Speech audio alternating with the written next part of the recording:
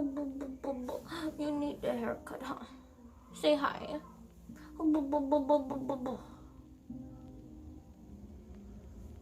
Hello everyone, so I'm back with another video.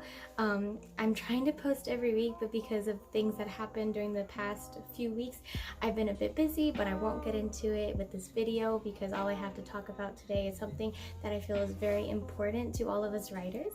So imagine your first book. For me, I was always afraid as soon as I decided that I was going to start writing my book. I was just afraid of going on the keyboard and just typing something out. That to me was extremely scary. Already wanting to create a book, that's something already terrifying already. I mean, this is something that people are going to see one day, so it makes you think like, oh God, you know, what happens if it doesn't sound right? What happens if I'm not a good writer?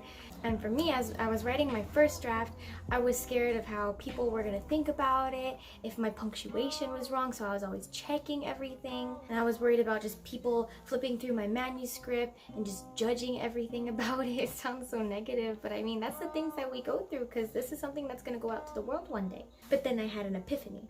Is the word epiphany? I had a realization. The only person that's ever going to read your first draft is you. No one else. I mean, you could if you wanted to, but in the end, this is the most raw thing that you're going to have of your novel or your story, your book. It's just a dirty little secret that no one's ever going to really know about because it's just meant for you. It's your unborn child. After realizing this, my writing got so much more quicker and I was just less stressed about what I had to write down. I just started plowing through everything. Of course, I had to make sure that my book is still going towards some type of plot with my writing. But after shifting with that kind of mindset, I started getting more motivation into my writing rather than just being scared. One of the biggest things I started doing less was editing. Editing. If you think about it, editing continuously through a book is just going to stop your mind juices from flowing, and you're going to be concentrating on those commas or how you punctuated something correctly, or maybe this was supposed to be a capital. Going back and forth with that kind of thing is going to really stop you in your momentum of getting your words down. I've heard from a few writers that they actually white out or they make it into a white font, their words, so as they're writing they don't actually see what they're doing, which stops them from editing. But for me, I necessarily don't have to do that kind of strategy since I've gotten used to not editing as much. I mean, I still do it sometimes, but editing became more of like a treat for me after plowing through all those choppy sentences and words. It was just such a relief to be able to go back and fix everything and just make it much more prettier. The only thing you really need to worry about when writing out your dirty little secret is making sure that things are going with the plot. You're not just writing down, well, it sounds like garbage, but what you're writing isn't necessarily garbage, if you get what I mean. There's actually some point to it. There's going to be certain plot points that actually are going to make sense. You're not just writing random scenes that you're probably going to delete later.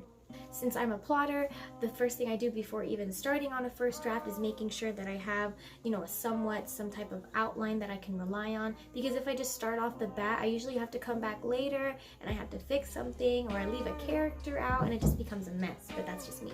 You also shouldn't have to worry about word count as much. Thank you.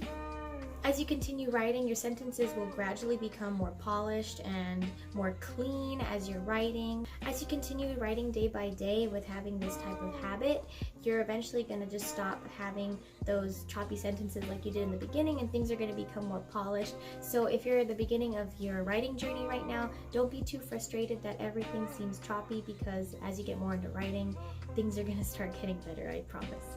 And with that kind of mindset, my fear started going away, because I love writing, but just the constant thought of those imaginary eyes looking at you from behind your shoulder about what you're writing, it's just stressful. Fear shouldn't be the one controlling your writing. The only thing that should be controlling it is your hands and your commitment to your book, and I guess a little bit of your mind, since that's where everything's coming from. I mean, maybe you do want to show off your fresh written babies to others. I mean, my face would turn red if I did. I can't do that. But just remember, it isn't a necessity, especially if that is backed up by fear. First drafts are meant to be written down, not read by others. Conclude, your first draft isn't going to determine what kind of writer you are. It's to decision that you make after this first draft that's going to determine what type of writer you're going to become. Anyway, that's all I have for you guys today. I hope this video was somewhat informative, even though all I really talked about was fear and writing, and yeah. So I hope this video makes you less fearful.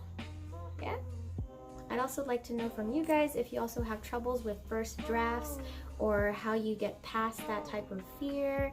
Maybe it's something similar to mine, maybe it's something completely different. And I also hope your guys' NaNoWriMo is going well. I haven't even touched my NaNoWriMo stuff yet. Anyway, thank you all for watching, and I'll see you guys soon. Bye!